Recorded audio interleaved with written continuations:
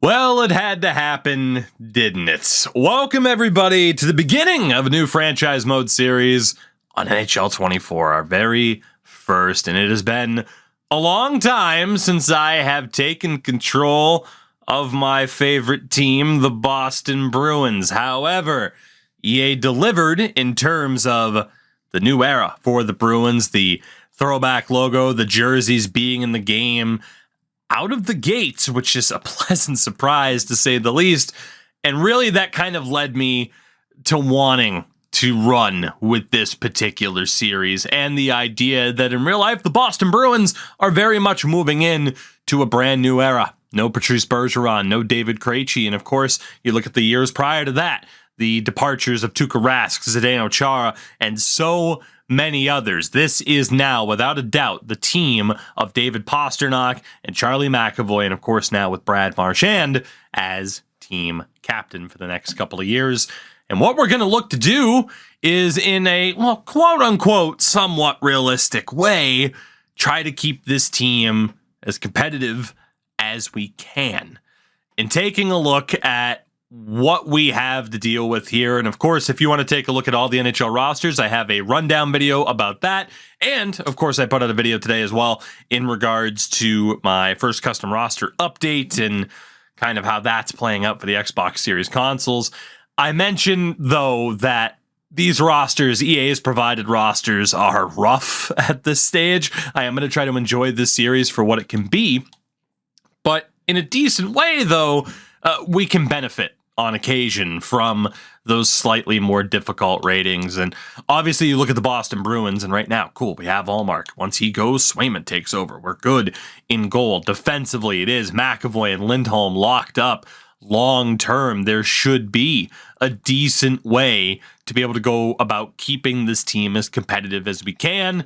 And of course, from the forward perspective, as long as we have David Pastrnak here, we should be okay, even if Pavel Zacha is our top center, which is a scary, scary thing for all Bruins fans in real life. And of course, you might have noticed there for the Ducks, Zegras, Drysdale, both on the block, both start off as RFAs without contracts, as they should. So, they shouldn't. They should from a real life perspective, or from a video game perspective. They shouldn't from the real life perspective, because what the hell are the Ducks doing? It's very, very bizarre. But yeah, in a general sentence, I mean, man, it's a franchise mode, right? We're starting off the year, nothing too simple, back to the basics in terms of how this is going to play out. Of course, you have the upcoming draft class, which in real life is highlighted by quite a few guys who are not here, Cole Heiserman among others. But Berkeley Catton's there, Tanner Howe, Aaron Kiviharu. There are still some familiar names and faces, even if this draft class will not be as accurate as I typically prefer it to be. That said, I don't think we have too much to worry about at the start of this, aside from setting up our team. I'm not going to worry about the coaching staff or even the scouting. We're just going to kind of leave that be for season one. So I think what we're going to look to do here, set up our team and then see how the AI are rolling their lines as well, because I want to put to the test whether or not one of the hyped changes they had from the franchise blog of coaches being more aware of putting players in proper positions, I want to see if that's accurate. So first and foremost, we will set up our team here and what we want this Bruins lineup to look like this season. Goaltending, pretty straightforward. The defense as well, I would say pretty straightforward, right? Jakub Zboril can be the depth option, or Ian Mitchell for that matter. Let's go with Ian Mitchell. Maybe?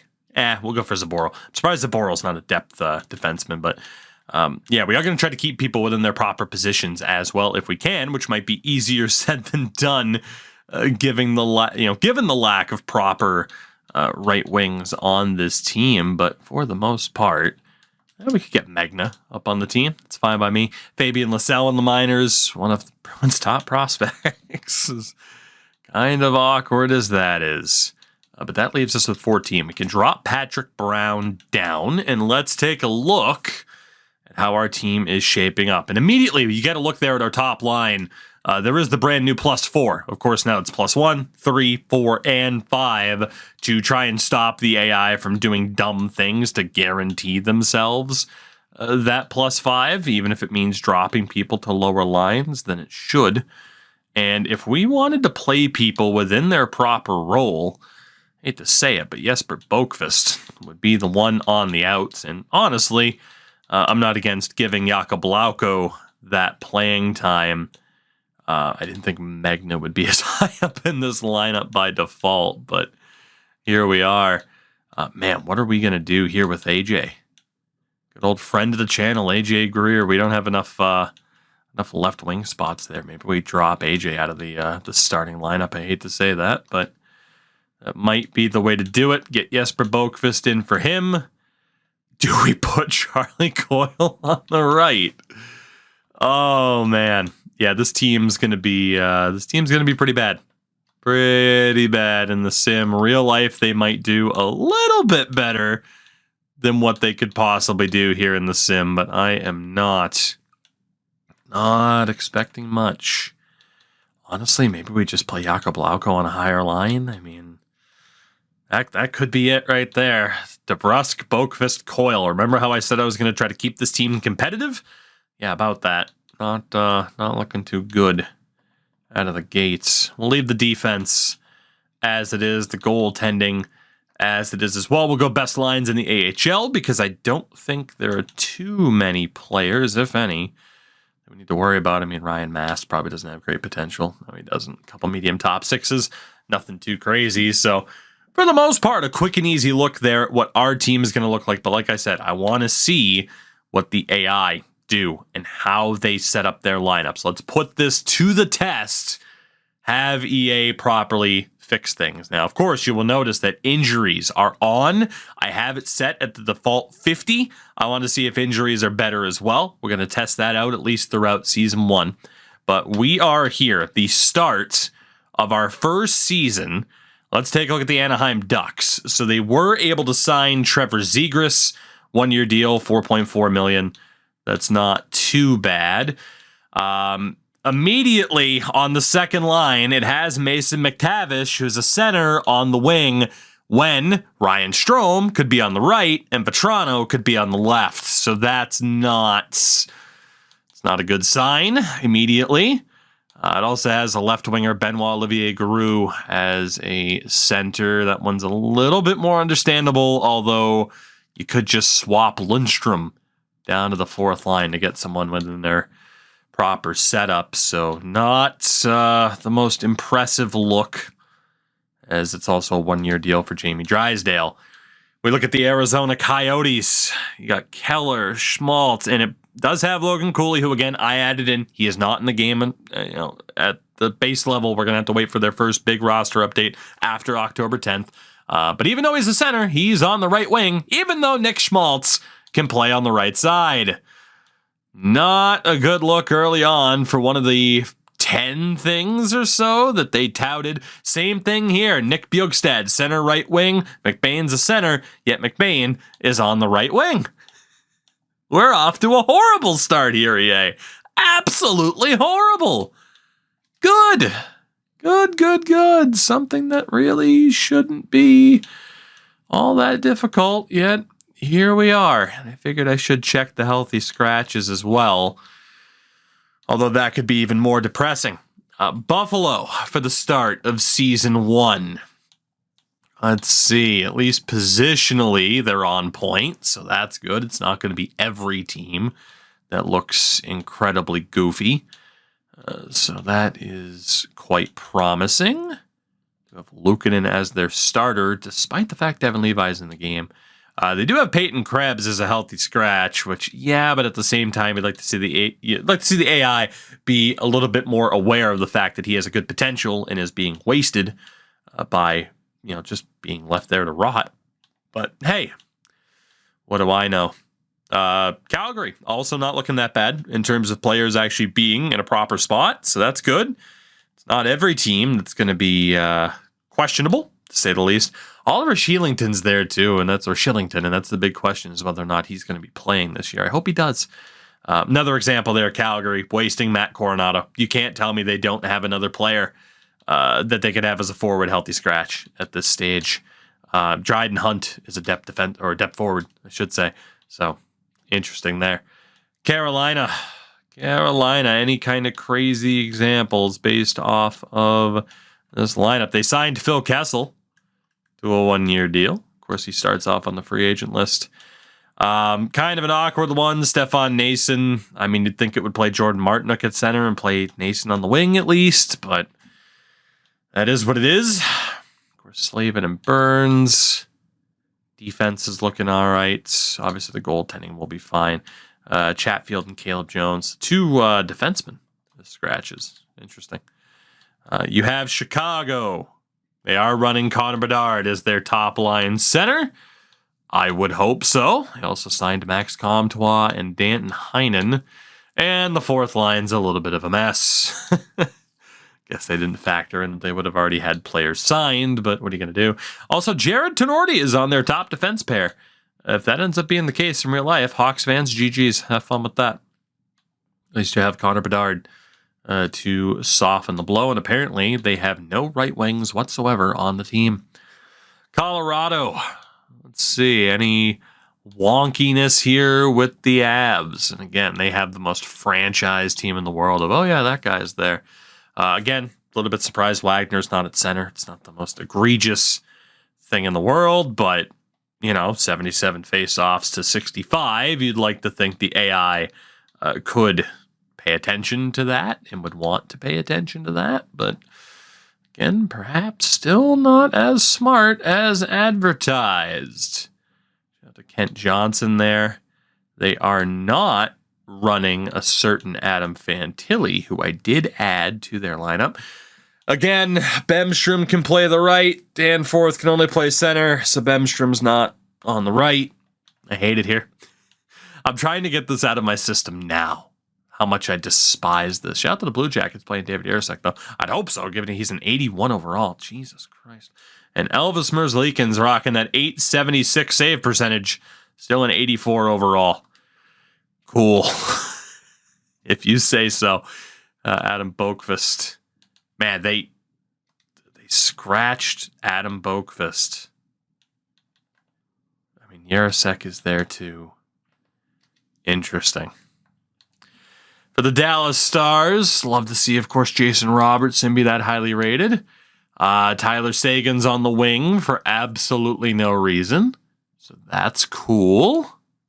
Sam Steele also on the wing because they just don't have better options. Like I said, and I have said in the past, it'd be another thing if you could have people properly develop. Like, oh yeah, no, I can play on the other side.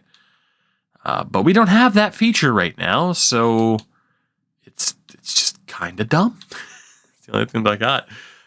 Detroit, I'm excited to see Larkin and DeBrincat work together, man. I think they're going to do really, really well. I don't know if it'll be enough for the Red Wings to make the playoffs.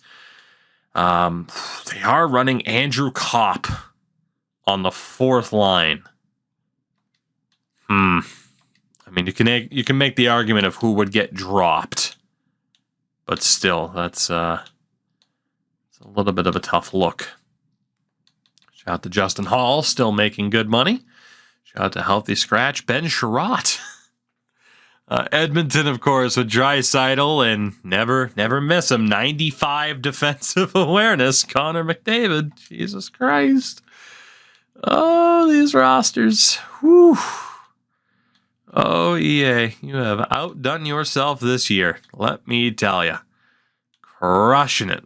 Absolutely crushing it. And by it, I mean my hopes and dreams. So thanks for that. Yeah, nothing too crazy there for Edmonton. Florida Panthers, of course, 94 overall from Matthew Tkachuk. Anton Lundell on the right wing, even though... Oh, goodness. All right. Yeah, Florida's a bit, just a little bit of a mess. Just a little bit. Just a bit. I still can't believe they have Montour with the same rating as Aaron Ekblad. That's wild to me, to say the absolute least. The Los Angeles Kings. Hold on. Okay. I mean, you can again, why are you running Kempe at center when you can run Philip Deneau? He has 11 points better face-off. I hate it. I hate it so much. I swear they do it to spite me. And they're running Quentin Byfield on the fourth line, which might not be the worst decision in the world. I just couldn't have this be my job, the ratings, and then load into a franchise mode and look at it and be like, yep, good. I just couldn't do it. I don't understand it. But it is the reality that we're living in. So, hey, better learn to love it, huh? Shout out to Jacob Middleton's mustache, by the way. What a man. What a man. No picture for Brock Faber. A little bit disappointing. I mean, he was in the league at the end of last year for their playoff run. Shout out to John Merrill. Just an all-around good human being. Good dude. Montreal. Let's see. Anything weird on Le Habitant? What do we got? So far, so good. All right. It's not the worst. We're okay with that. I mean, running Jake Evans on the second line is interesting, but hey, these people are in their proper freaking defined positions, I suppose. That's pretty cool. Take the wins where you can get them. They do have Justin Barron and Arbor Jackeye scribed. They gave Arbor Jackeye high top 6, huh? Don't get me wrong. I love a good goon, but whew is the only response. Nashville signed Patrick Kane. Pretty dirt cheap contract there. But yeah, this franchise mode will kind of serve as the kind of test run to be like, oh God, what do they really need to address? And hopefully the answer isn't much, but I think clearly we've seen that the AI still has a bit of a ways to go in terms of team construction. Like that's pretty straightforward. It should be pretty straightforward, at least in terms of hopefully correcting things. But hey, you never know. New Jersey's looking all right so far. What's Jonas Siegenthaler's 91? Connor McDavid, better defensive awareness than the guy who's been up there in the conversation for best defensive defenseman in the NHL for the past 2 to 3 years, Jonas Siegenthaler. That hurts my soul. No picture for Luke Hughes either. So again, the guys, hopefully we will see that change with one of the first few roster updates. But yeah, the guys who were a part of their team's playoff pushes and even involved in the playoffs, not quite where they want to be. They have Bo Horvat running on the right. That is unfortunate. What's Cal Clutterbuck's checking? Only a 90. I say only a 90 because he still hits everything that moves. What's Matt Martin's? A 93. It's a little bit better, at least. Defensively, Pelican Pollock. This whole defense is overrated. Sorry, Islanders fans. But it is. Ilya Sorokin, though, is still, I'd argue, even slightly underrated. Best goalie in the world, Ilya Sorokin. I stand by that, and will continue to do so. The New York Rangers, no bald Panarin for the player picture. Hopefully that gets updated this year. That would be nice. That would be nice. Shout out to Kreider. Lafreniere, still rocking that medium elite potential. I don't blame them. But obviously his first few years in the league have been a bit weird. Adam Fox rocking that 92 with a 94 defensive awareness. Whew. That's a number, all right. Of all the numbers you could have given him, that's one of them. Ottawa, shout out to Timmy Stützle, rocking the high elite. Vladimir Tarasenko, of course. I'm intrigued to see what he does. And no crazy weirdness in terms of player positions, which is okay. Of course, Lassie Thompson now in the Ducks, too. I was very surprised they went about that the way they did. Jake Sanderson rocking a medium elite. I think that's bare minimum of what he should have. And they got Bernard Docker and Igor Sokolov as scratches. That's not the most egregious, but still not great. Philadelphia, a team that at some point this year I'm going to have to use. You know what's coming. Like, we almost used them instead of Nashville, which I think at the time of uploading this, that why is Paling not at center when Delort? Why?